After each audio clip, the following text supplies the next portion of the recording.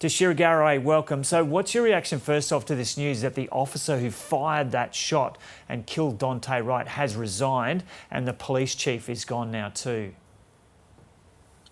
I feel that she resigned to relieve herself because we were asking for her to be terminated. She was a 26-year-old veteran. She's involved in another killing, which was a few blocks up from Dante a couple months ago. She's a 20-year-old veteran, and we don't know how she could mistake a gun. You have to take a gun for a taser. You have to take safety off of a gun to shoot it. And we feel that basically this is just an alibi to get off on killing that young man the other day. It's always an excuse that they use. They were fearful of their lives, or they mistake a gun for a taser. She pointed that gun at him for a while, not, a couple seconds before she actually shot it, and enough time to realize that it was a gun. Again, you have to take the safety off. This has always been a continuous thing of them having a reason to killing people here in Minnesota. There has been over 470 murders at the hands of law enforcement here in the last 20 years, and only one man has been held accountable, and that's the minority man that killed a white woman.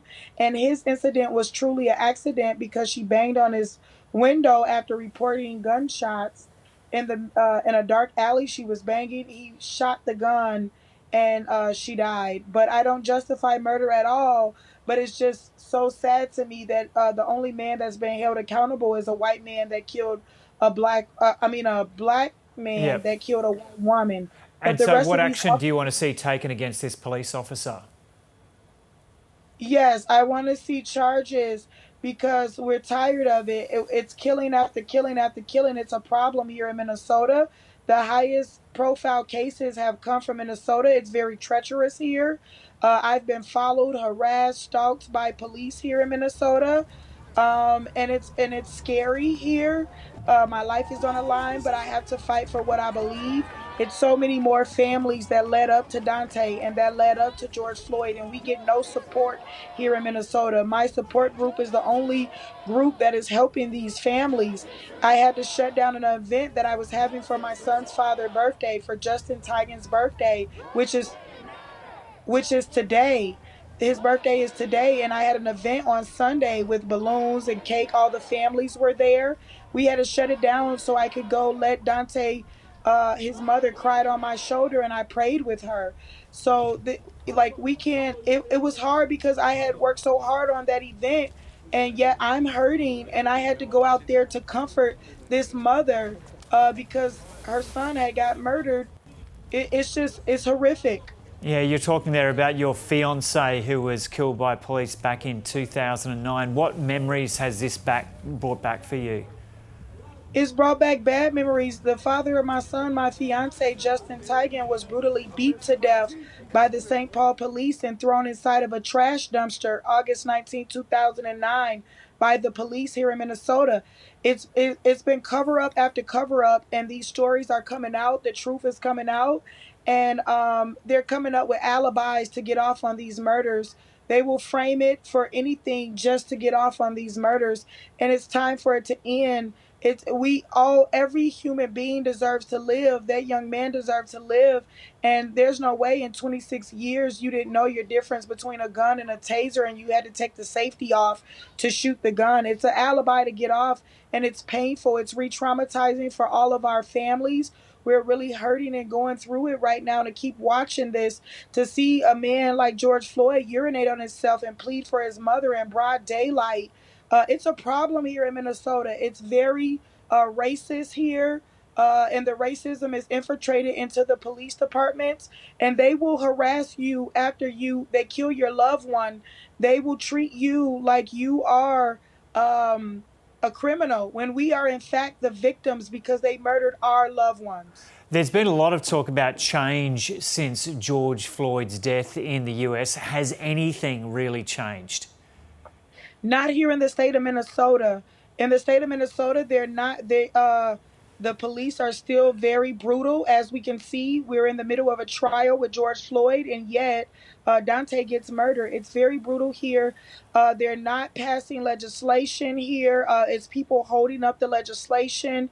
People like a man named Warren Lemmer. He won't give hearings to bills. These are, I believe, prejudiced older white men, and that's what this state is ran by. And it's just really horrible because everybody deserves justice, and we deserve change, or this is going to keep happening.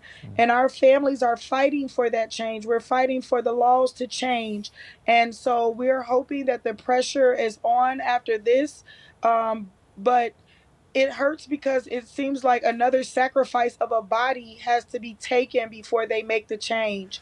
And I'm just so hurt that this has been allowed. This has been allowed here in the state of Minnesota. There has been cover up after cover up. The BCA, the Bureau of Criminal of Apprehension, that's supposed to investigate the police, the county attorneys, the police departments, and the forensic pathologists have worked together to cover up hundreds of murders here in the state of Minnesota alone.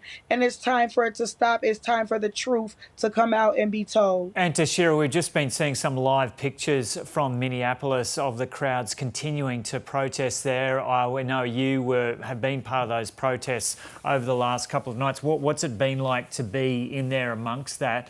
And what specifically, what do you think needs to happen so there is real change? I think the laws need to change. It's been hard. I've been out here protesting. A lot of the families have been out here protesting to get their stories out, the truth out about really what's going on. We have to understand these are not isolated issues. It's not just George Floyd. It's not just Daunte Wright. It's hundreds of families. They want to make it isolated issues so it doesn't seem like a severe problem, but it's very severe, and it's very scary here in Minnesota. This place is under surveillance, and the world is watching for a reason, because it's hundreds of murders that led up to Daunte, hundreds of murder that led up to George Floyd.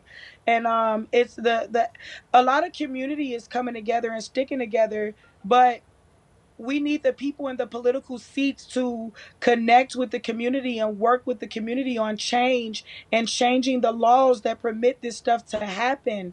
That's what we need, the laws to change, and we need them to be held accountable for all of the pain they've caused to the other families. Just because our loved ones wasn't caught on Facebook Live and didn't spread all over the world doesn't mean that we don't deserve the same amount of support for our families, and we don't deserve justice for our families as well. And there's a lot of families that led up to George Floyd, but we get ignored, and they want to keep us quiet and swept under the rug. Yeah, but it sounds like that's definitely not going to happen. Okay, Tashira Garraway, thanks so much for talking to us from Minneapolis. Thank you for having me. Have a good night.